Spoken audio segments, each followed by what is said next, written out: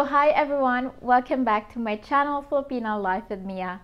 So for today's video, I have another topic which is all about the dangers for foreigners here in the Philippines. So you as a foreigner, you decided to retire and live in the Philippines. Yet you're kind of hesitant. Is this the right choice? What about the dangers of living in the Philippines? You're wondering, is it safe? If they are dangerous, what are they? When you watch vloggers blogging about the nature and the beauty of the Philippines, how approachable and hospitable we Filipinos are, you fall in love with it. And you think to yourself that maybe it is a good idea to retire here in the Philippines. You think to yourself, living in a foreign land and meeting the right lady and having a wonderful life with her can be a wondrous and liberating experience. Traveling and experiencing places thousands of miles across the globe and tasting what life is like is exciting for you as a foreigner. However, you sometimes forget the danger that you might encounter in your life because all you think about is the beauty and fantastic experience that you are experiencing. So in this video, I'm going to talk about the dangers you are going to encounter when living or traveling here in the Philippines. But before we continue, I would like to ask you to like and share and comment, especially the sharing part, because that really helps me. Thank you. First off, we got the danger of motorcycles and scooters. Here in the Philippines, this is the #1 danger to any foreigners. As you know, motorcycles have become the most convenient form of personal transport for a lot of people living here in the Philippines. I mean, wherever you look, you always see a motorbike or a scooter passing by, or even just parking beside the street. I mean, it does not matter if you are an expat or a local. Going through a traffic is so much better if you have a small scooter with you instead of a big vehicle. But we can't deny the fact that there's a lot of motor accidents, especially here in the Philippines. Now, there are numerous reasons as to why driving in the Philippines is more dangerous than driving in your home country. Let's first talk about the road hazard. Driving here in the Philippines is very dangerous. You see, there's a lot of road hazards. And what I mean by that is there's a lot of dogs, street dogs to be precise, street kids playing, running around the traffic, and even street vendors just beside the national highway. And sometimes you can't even see a stray dog that's going to cross the streets, and even a street kid who just crosses suddenly. Other hazards include street work with no warning signs till you are literally on top of the street work. In Negros, where I live, they dug a hole about 2 meters deep with no lights or any major warning signs. 4 people were killed in that ditch in 4 months, including a foreigner. However, after the foreigner was killed, then all the signs and street blocking was set in place. Oh yes, you get used to the potholes here. You'll see Filipinos zigzagging between them.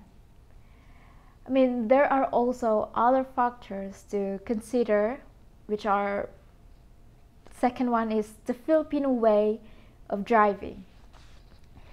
Here in the Philippines, driving is different than what most foreigners are used to. We Filipinos, we learn how to drive from our family members and even from our friends. We don't go and do a driving class, which for us is kind of expensive. For us, it's better to learn it from our close friends or family members than to spend a couple thousand pesos. And for some expats who's been here in the Philippines, you can see an 11-year-old kid driving a motorbike without a helmet and a proper shoes. And the way they drive is so aggressive. It's like they think that they own the road. So if you are new here, you have to be very careful when it comes to driving on the national highway. Night driving should be avoided at all costs if possible. I mean, Paul hardly ever drives at nights for the following reason. Many motorbikes ridden by Filipinos don't have lights, not front lights or back lights. If a car or truck breaks down, I mean, sometimes they are literally in the middle of the road with no reflection stickers or warning. Several people have died by hitting cars and trucks parked in the middle of the road. Here, they will put some plants behind the vehicle to warn you, but as you know, plants don't reflect light, so yeah, it's a death trap. The other thing to remember is that the older you get, the weaker your night sight is. So driving at night for older people here in the Philippines can be super dangerous. So avoid that at all costs. And last but not the least is the creative driving.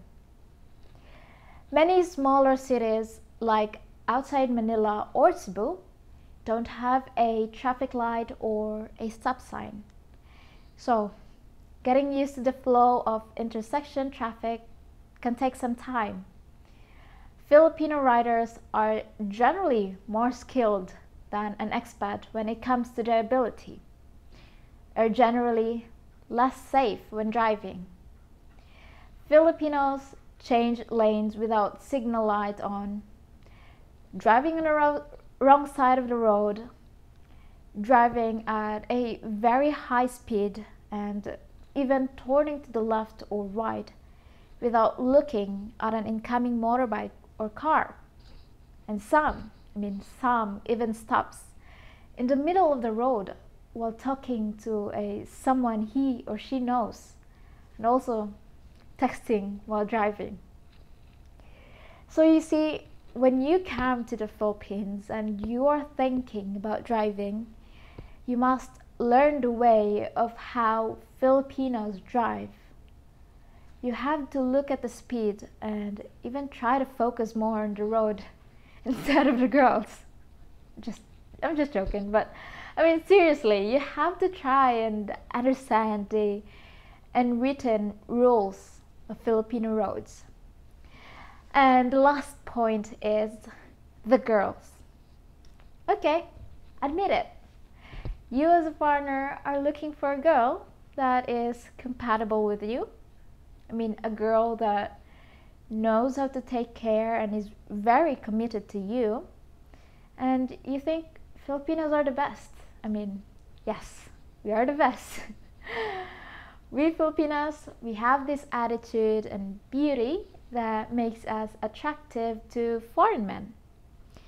And when you see all these vloggers talking about how good we Filipinos are, you think to yourself that maybe you could find one yourself too. And all you see is the good, caring, clingy girls, but you don't really see the red flags, because all you think about is to find one for yourself. But in the search for a good Filipina, you come across a lot of different Filipinas. Filipinas that make you think that she's the right one. The reason why I included the girls as part of the danger is because you will meet a lot of girls that will puncture you emotionally and mostly financially. You will meet girls that will act as good girls, and then later on you will find out that she's not. Girls that will rob you of your happiness once they already get what they want from you. And then they will just leave you suffering from the pain that they inflicted upon you. Now, there are plenty of red flags to watch out for when vetting for someone. You have to be vigilant when searching. It does not matter how beautiful a girl is. If she starts to act like she owns you, well, that's a red flag right there. She will start handling your finances and so on. So you have to be careful as an expat or even just a traveler. Now, there's a lot of good Filipinas out there. You just have to be careful and be patient when searching for one, because it might cost you both financially and emotionally. So thank you everyone for watching my channel and my videos. Please don't forget to like and subscribe and share, especially the sharing part, because that really helps me.